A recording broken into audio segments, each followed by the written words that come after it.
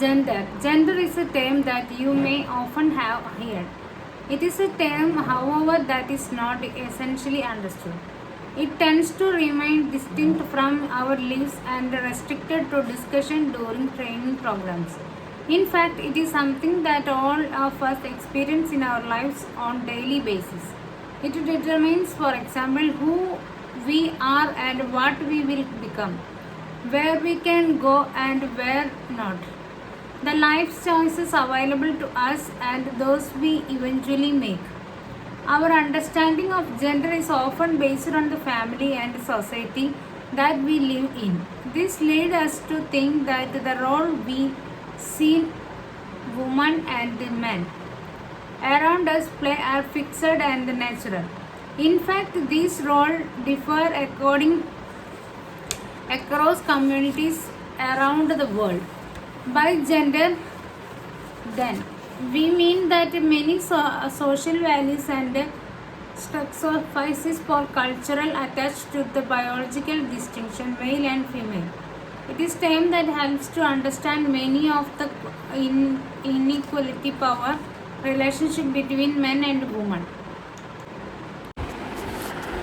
Hello, students, dear sisters and brothers in God. Again, welcome to our YouTube channel. Our YouTube channel name is God Motivation German. Please subscribe our YouTube channel.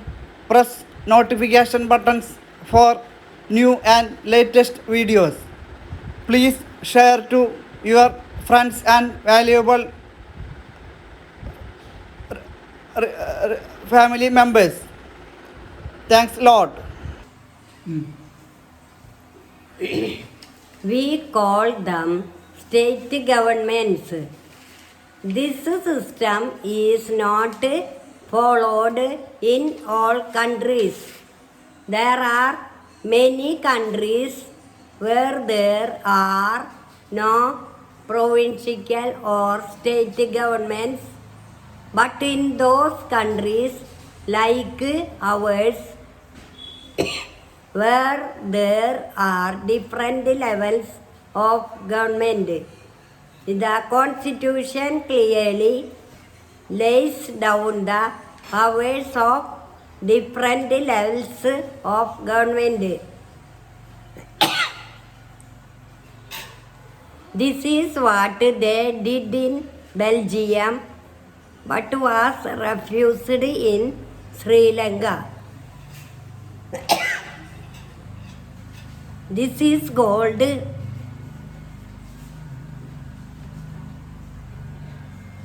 federal division of power. The same principle can be extended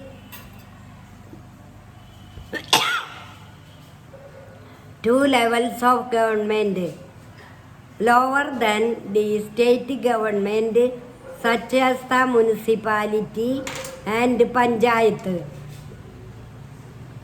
Let us call division of powers involving higher and lower levels of government vertical division of power. We shall study this at some length in the next chapter. Power may also be shared among different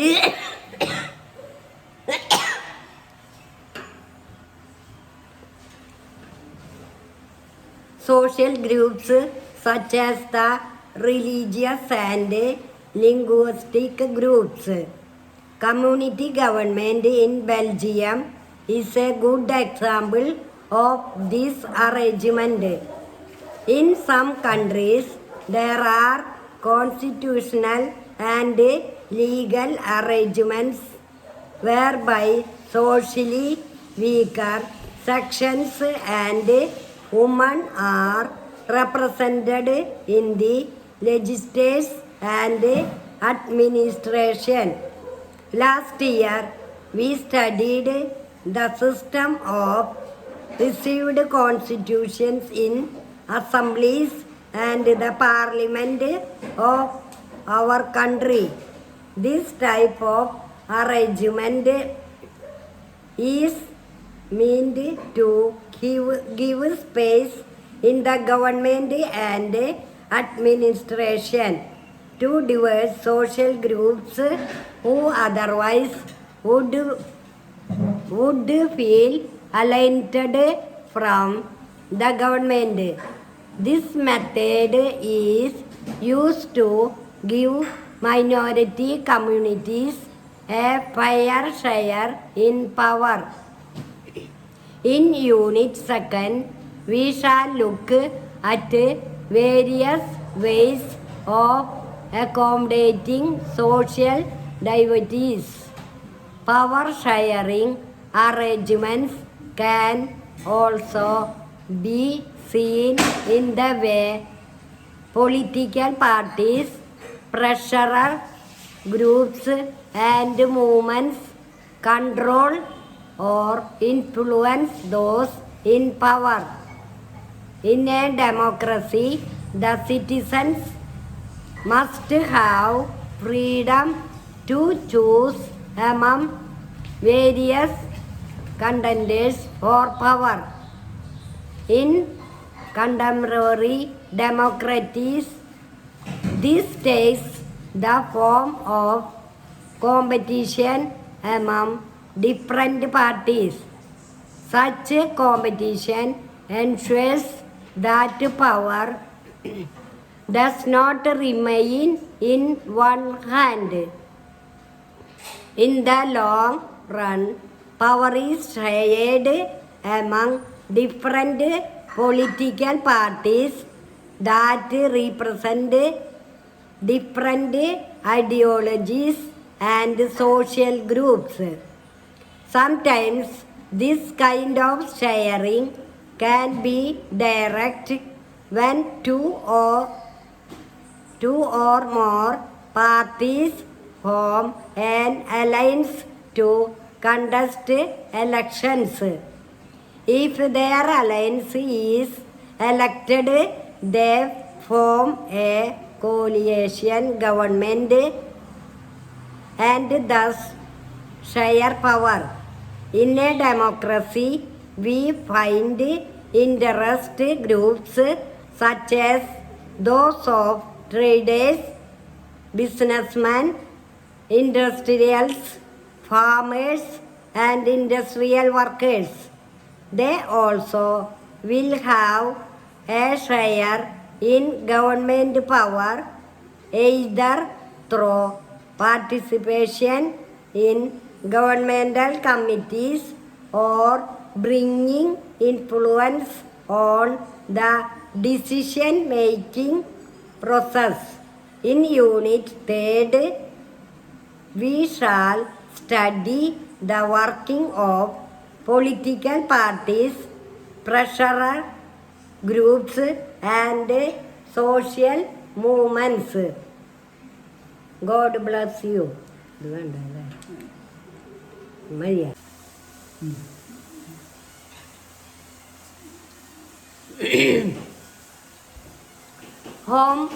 Forms of power sharing. The idea of power sharing has emerged in opposition to the notions of undivided political power. For a long time, it was believed that all power of a government must reside in one person or group of persons located at one place. It was felt that if the power to decide is dispersed, it would not be possible to take quick decisions and to enforce them. But these nations have changed with the emergence of democracy. One basic principle of democracy is that people are the source of all political power. In a democracy, people rule themselves through institutions of self-government. In a good democratic government, due respect is given to diverse groups and views that exist in a society. Everyone has a voice in the shaping of public policies. Therefore, it follows that in a democracy, political power should be distributed among as many citizens as possible. In modern democracies, power sharing arrangements can take many forms. Let us look at some of the most common arrangements that we have or will come across. Power is shared among different organs of government, such as the legislature, executive, and judiciary. Let us call this horizontal distribution of power because it allows different organs of government placed at the same level to exercise different powers. Such a separation ensures that none one of the organs can exercise unlimited power. Each organ checks the others. This results in a balance of power among various institutions.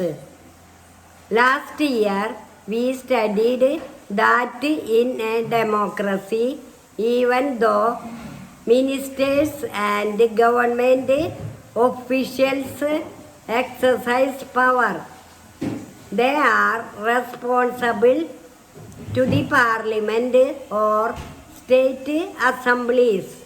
Similarly, although judges are appointed by the executive, they can check the functioning of executive or laws made by the legislators. This arrangement is called a system of checks and balances. Power can be shared among governments at different levels. A general government for the entire country and governments at the provincial or regional level.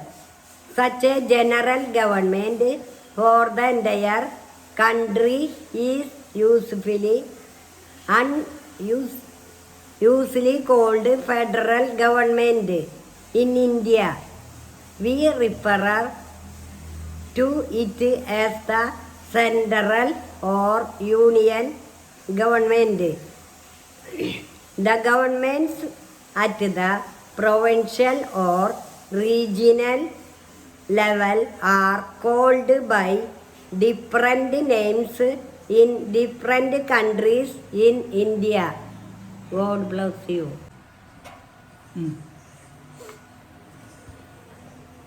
Media and advertising.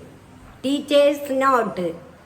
Today, the media and advertising are a perceived presence in the lives of young people who may or may not have taken the opportunity to seriously reflect upon this fact. This unit offers some ways by which we can begin to think about this. The focus in understanding media is on explaining the strong links between media and technology and media and big business. It explains how the media sets the agenda through influencing our perception of issues worth devoting time and attention to, and issues that are neglected or overridden. In understanding advertising, we have focused both on critically analyzing how advertising struggles influence customers, as well as demonstrating what goes into the making of an advertisement, the significance of a brand, and the need to promote the uniqueness of a product is a key part of advertising. The chapter identifies the mechanisms that advertisements use to appeal to the consumer and explains how these are powerfully linked to the consumer's self-image. Foreground, the widespread effects of the media and advertising, and attempt to connect the issues under discussion to the learner's own lives. At the end of the media chapter, we expect the learner to recognize the role of big business in the media coverage of events.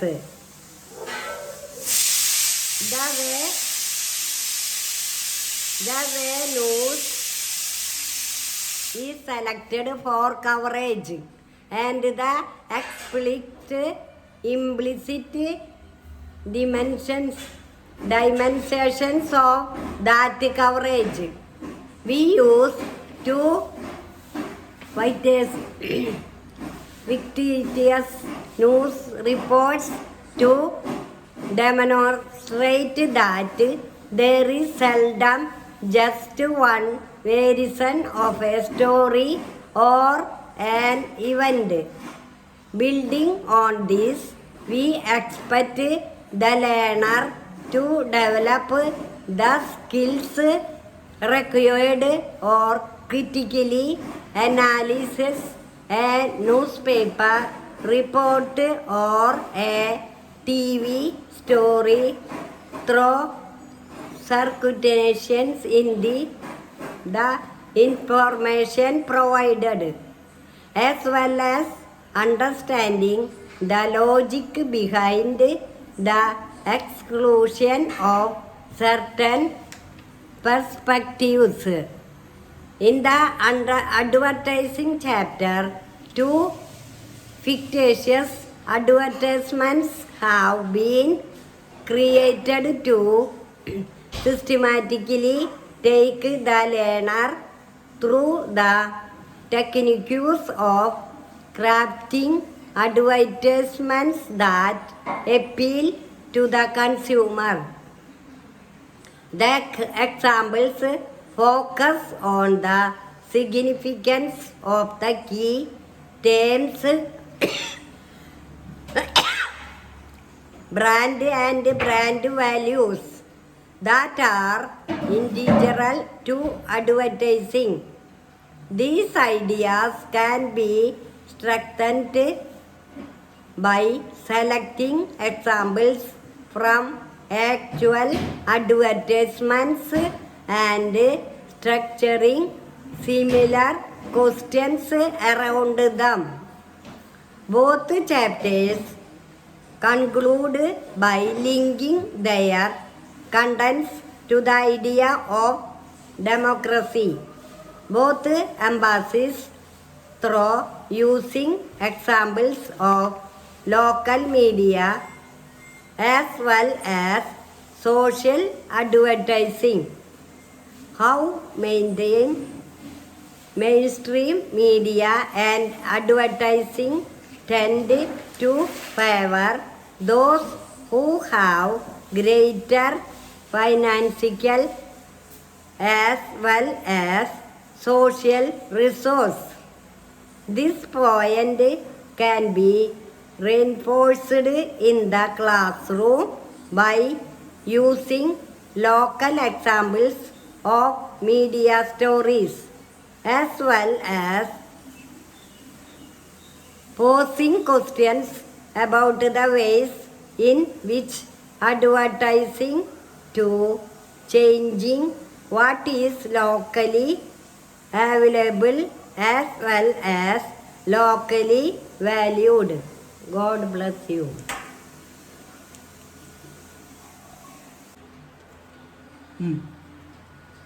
What is understanding media? What is your favorite TV program? What do you like listening to on the radio? Which newspaper or magazine do you usually read? Do you surf the internet, and what have you found most useful about it? Did you know that there is one word that is often used to collectively refer to the radio, TV, newspapers, internet, and several other forms of communication? This word is media. In this chapter, you will read more about the media. You will find out what is required to make it work as well as the ways in which the media affects our daily lives. Can you think of one thing that you have learned from the media this week?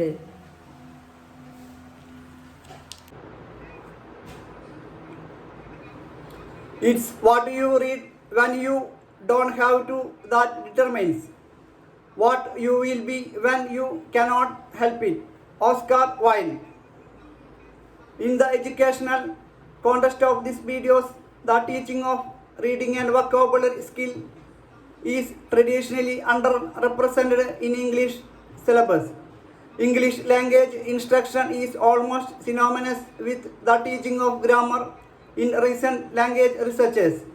Reading is looked upon as a mental activity in which many language elements like words, meanings, and structures are at play.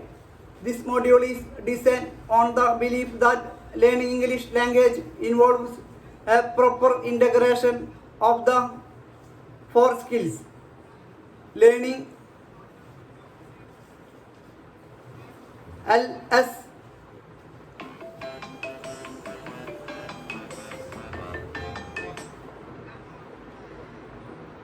and that learning to use effective reading strategies and to apply reading comprehension techniques are crucial developing linguistic proficiency.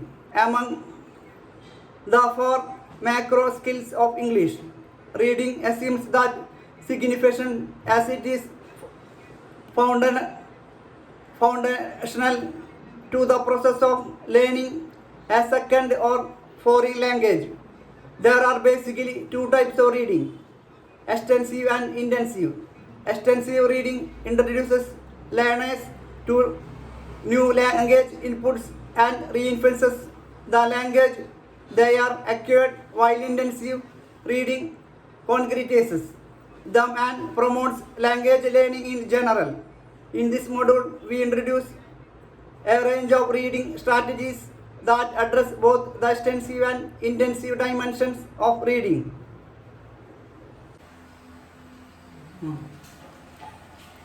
Listening to a lecture.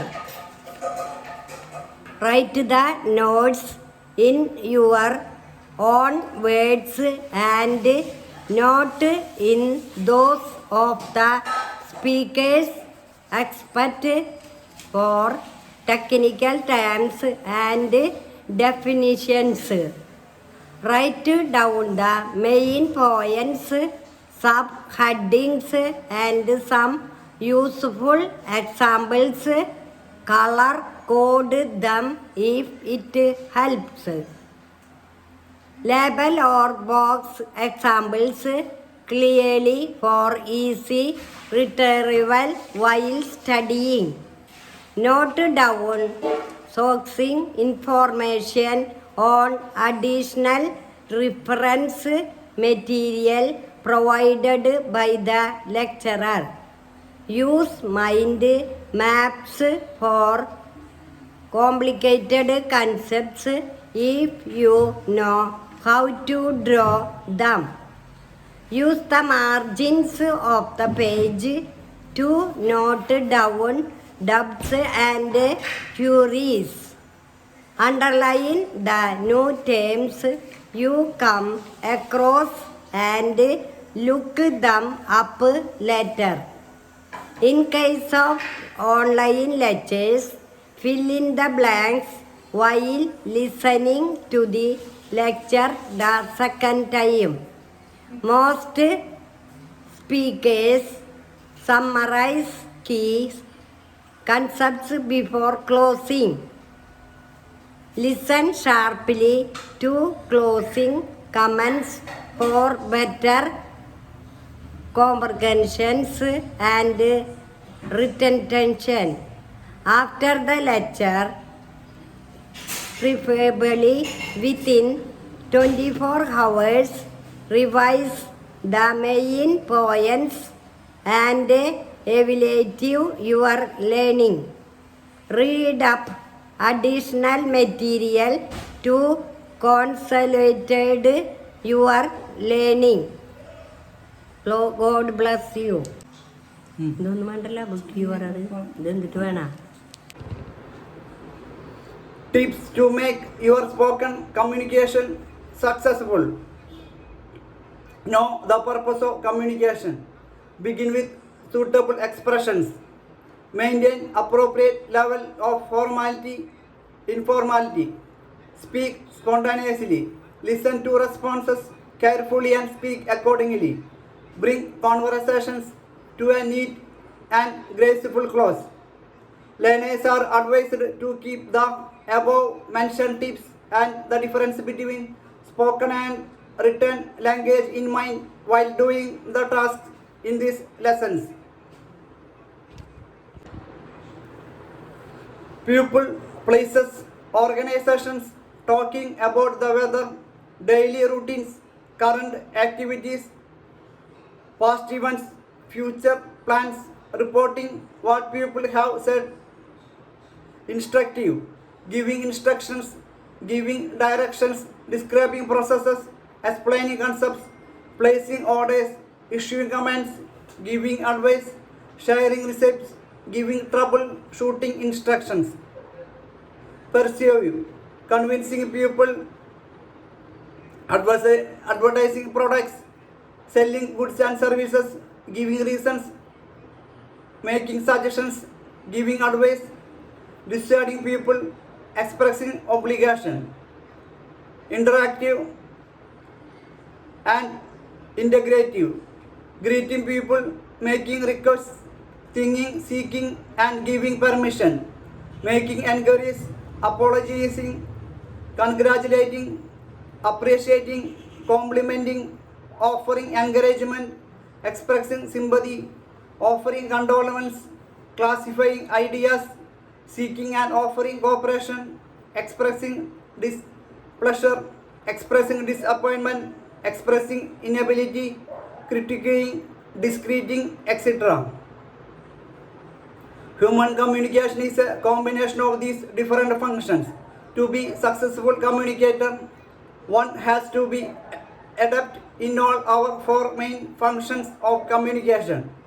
Before we look at a few important functions of communication, it is important that we understand the nature of spoken communication and written communication.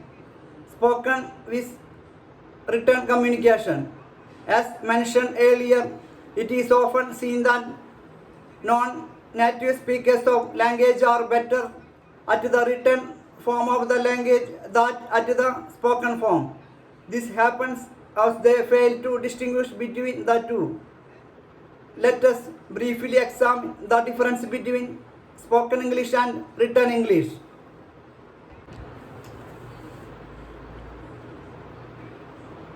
Tips to make your spoken communication successful. Know the purpose of communication. Begin with suitable expressions. Maintain appropriate level of formality, informality. Speak spontaneously. Listen to response carefully and speak accordingly. Bring conversations to neat and graceful close.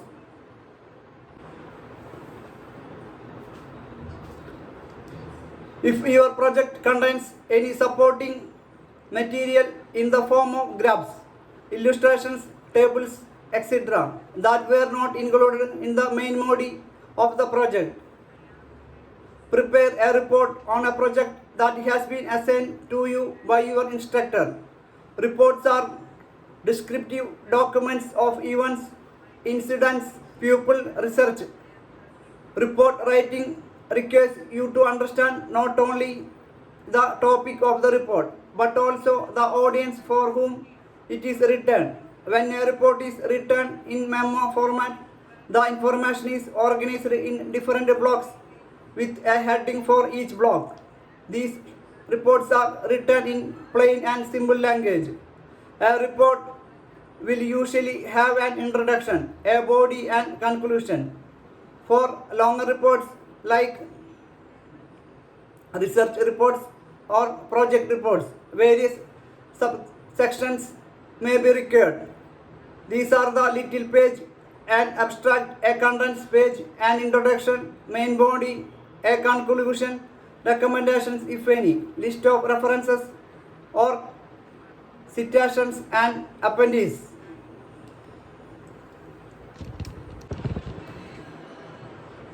Writing letters. It is often said that physical letters are losing their significance in our digital world.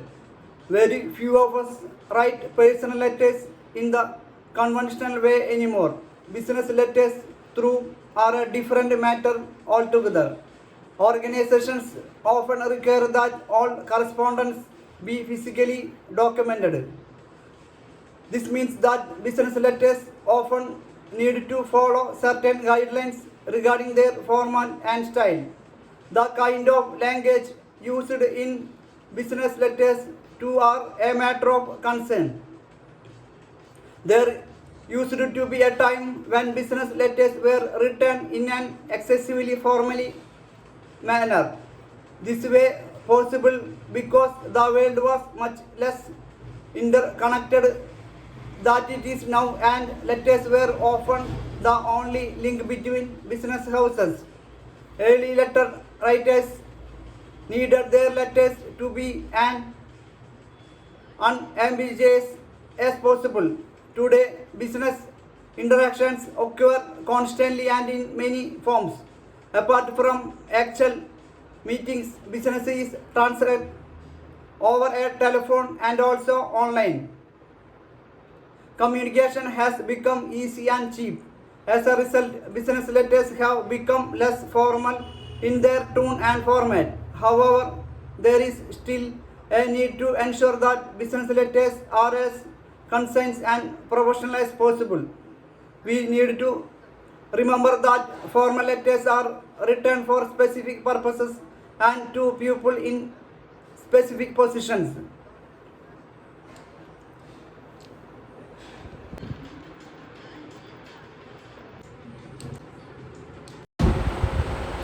Grow in bounty that you may give generously.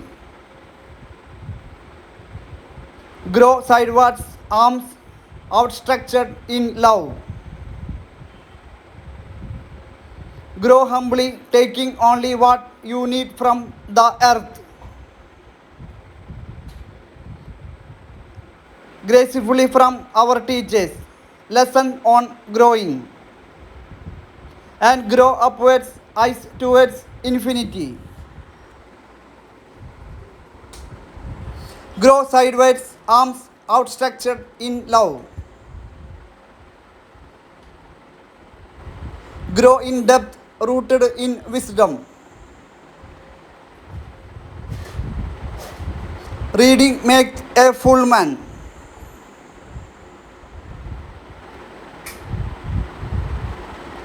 Have a wonderful day. May you always grow in grace. God Motivation German.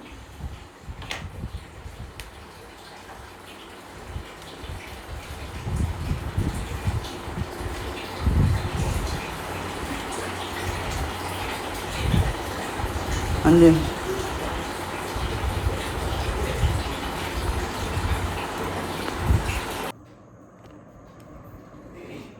comprehensibility is the extent to which a listener understands underness produced by a speaker in communication classes and measures how easily the listener arrives at the speaker's intended message. In order to help students make comprehensively sentences and communicate common types of meaning successfully, we focus on certain high-frequency structures such as base verb forms, interrogative and negative structures, the use of the main tenses, and the grammar of modal auxiliaries. Accessibility is equally crucial. In India, where English is perceived as high, powerful in domains as diverse as education, administration, business, media, and research, poor English is not only an obstacle to communication but is unacceptable.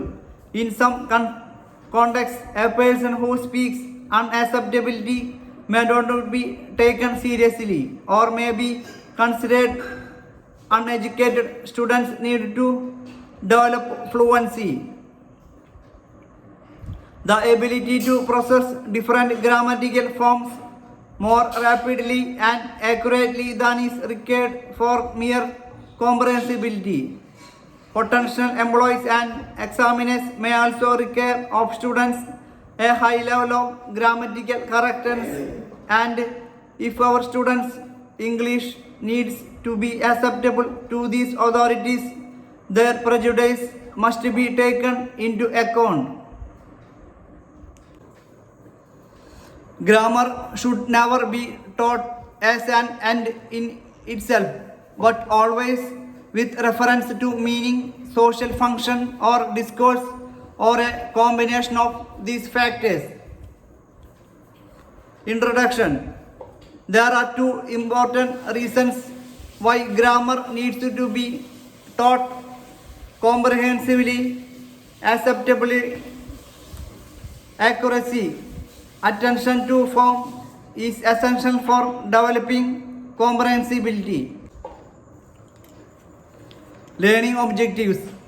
By the end of this video, students will develop the ability to communicate with people in different situations, demonstrate a sharp sense of situational awareness, employ and interact through multiple conversation frames such as asking and answering polite questions, prioritizing using telephone, avoid conversational taboos and use the correct tone in interpersonal interactions. Use a wide range of complex vocabulary in academic contexts. Enhance the skills of academic communications such as stating preferences, asking for clarification, stating facts and opinion, expressing different viewpoints in debate. To the teacher, the whole book follows a task-based approach. Find time to share with the class the striking sentences that students brainstorming in pre-learning tasks. Make sure that students get the correct sense and function of all key expressions in each frame by giving them plentiful extra examples.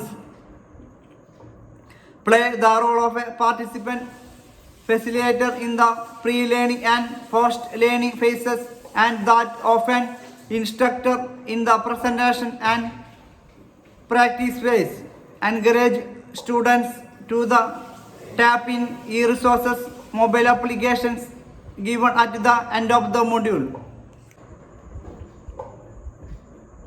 Research and common sense suggest that there is a lot more to speaking than the ability to form grammatically correct sentences and to pronounce them.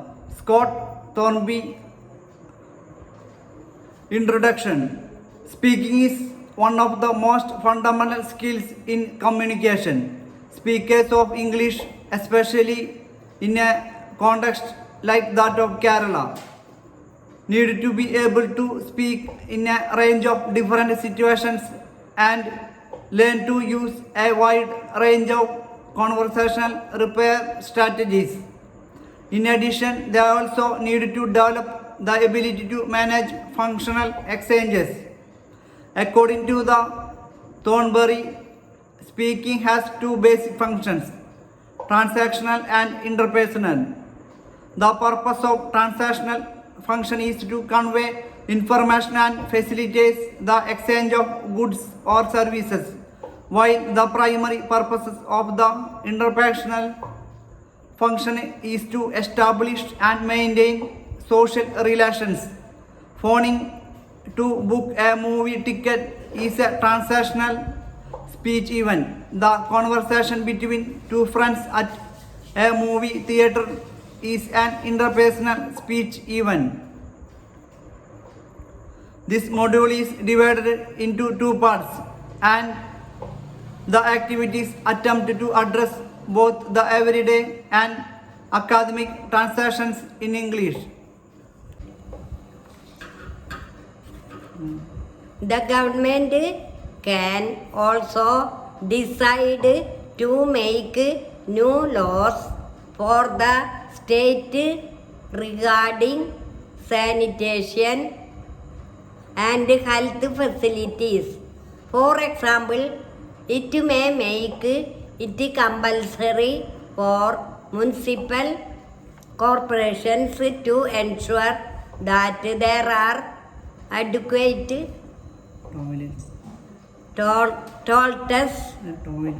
toilets in every urban area. It may also ensure that a health worker is appointed in every village.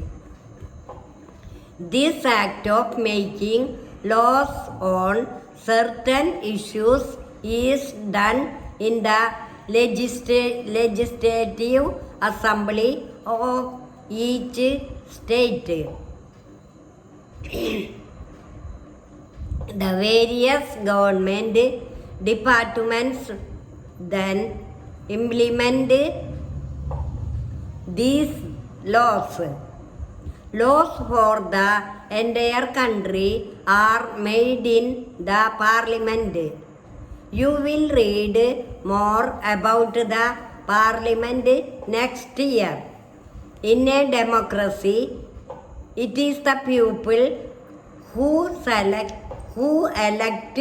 their representatives as members of the Legislative Assembly, and thus it is the people who have the main authority. The ruling party members then form the government, and some members are appointed ministers. These ministers are in charge of various departments of the government, such as health. In the above example, whatever work is done by these departments has to be approved by the members of the Legislative Assembly. For these families, the Chief Minister also said that he thought the problem was not only one of sanitation but also of a lack of clean drinking water. He said that a high-level inquiry committee will be asked to look into the needs of the district to provide sanitation facilities, and would request the Minister for Public Works to take care of the needs of proper water supply in the region. As you saw above, the people in power, like the Chief Minister and the Minister, have to take action. They do so through various departments like the Public Works Department, the Agricultural Department, the Health Department, the Education Department, and so on. They also have to answer questions that are asked in the Legislative Assembly and convince people asking the questions that proper steps are being taken. At the same time, newspapers and the media widely discuss the issue, and the government has to respond. For example, by holding the press conferences. Working of the government. The Legislative Assembly is not the only place where opinions are expressed about the work of the government and action is demanded. You will find newspapers, TV channels, and other organizations regularly talking about the government. In a democracy, there are various ways through which people express their views and also take action. Let us look at one such way. Soon after the discussion in the assembly, there was a press conference organized by the health minister. Large numbers of people from different newspapers were present. The minister and some government officials were also present. The minister explained the steps the government had taken. Reporters asked many questions at this meeting.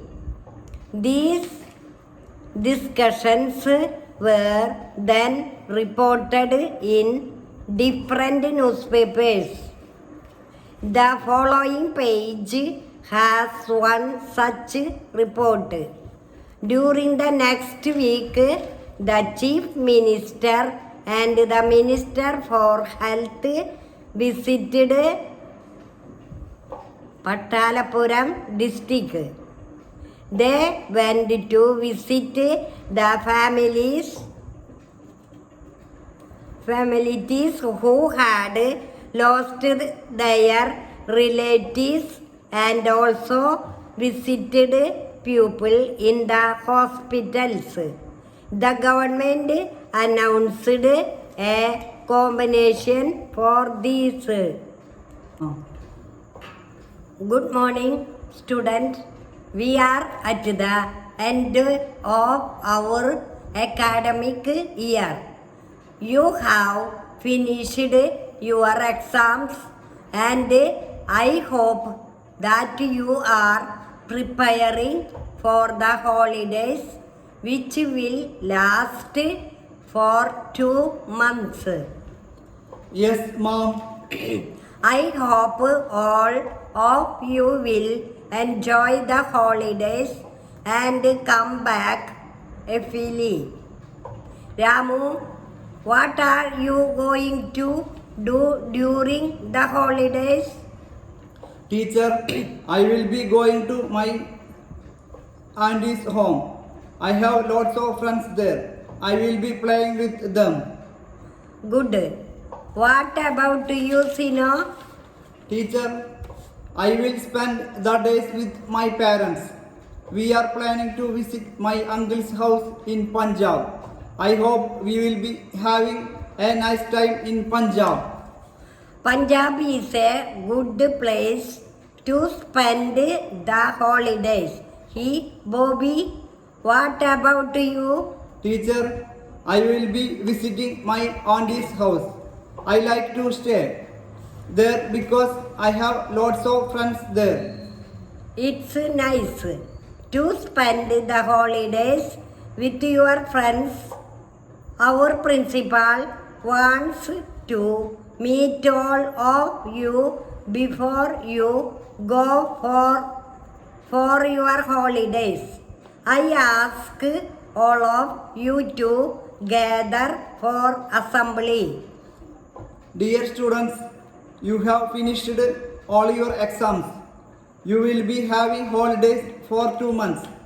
We will reopen the school according to the dates given in the school calendar. All students are requested to come on the day. I wish all of you very good and memorable holiday. Okay.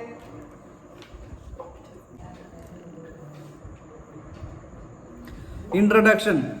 In the educational context of this video, the teaching of reading and vocabulary skills is traditionally underrepresented in English syllabus. English language instruction is almost synonymous with the teaching of grammar. In recent language researches, reading is looked upon as a mental activity in which many language elements like words, meanings, and structures are at play. This module is designed on the belief that learning English language involves a proper integration of the 4 skills and that learning to use effective reading strategies and to apply reading comprehension techniques are crucial to develop linguistic proficiency. Among the 4 macro skills of English, reading assumes great significance as it is foundational to the process of learning a second or foreign language. There are basically 2 types of reading, extensive and intensive. Extensive reading introduces learners to new language inputs and reinforces the language they have acquired, while intensive reading congregates them and promotes language learning in general. In this module, we introduce a range of reading strategies that address both the extensive and intensive dimensions of reading.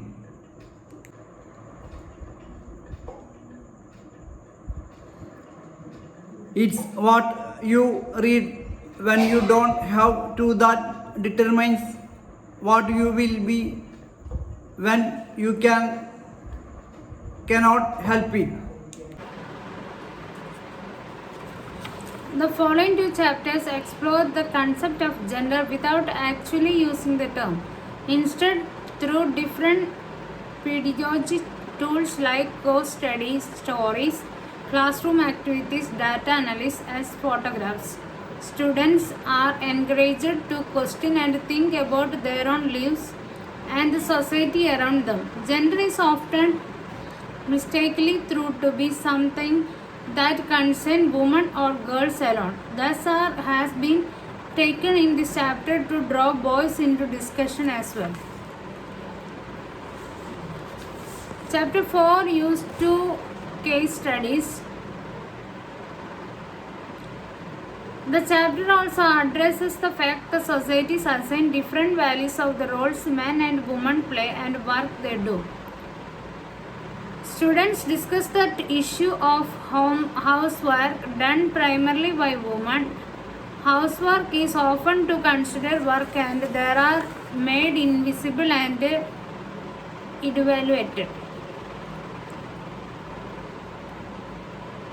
Through a classroom activity, students being questioned existing stereotype regarding work and career choice.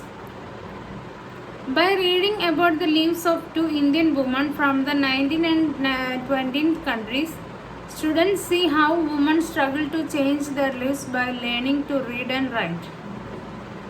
The chapter concluded with a photo essay that a given example of different stages the women's movement has used to fight or change. Growing up a girl as a boy, being a boy or girl is an important part of one's identity. The society we grow up teaches what kind of behavior is acceptable for girls and boys, what the boys and girls can or cannot do. We often grow up thinking that these things are exactly the same anywhere. But do all societies look at boys and girls in the same way? We will try and answer these questions in the chapter. We will also look at how different roles assigned to boys and girls prepare them for the future role as a man and woman. We will learn that most societies value men and women differently. The roles women play and work they do is usually valued less than the role men play and work they do. This chapter will also examine how inequalities between men and women emerge in the area of work.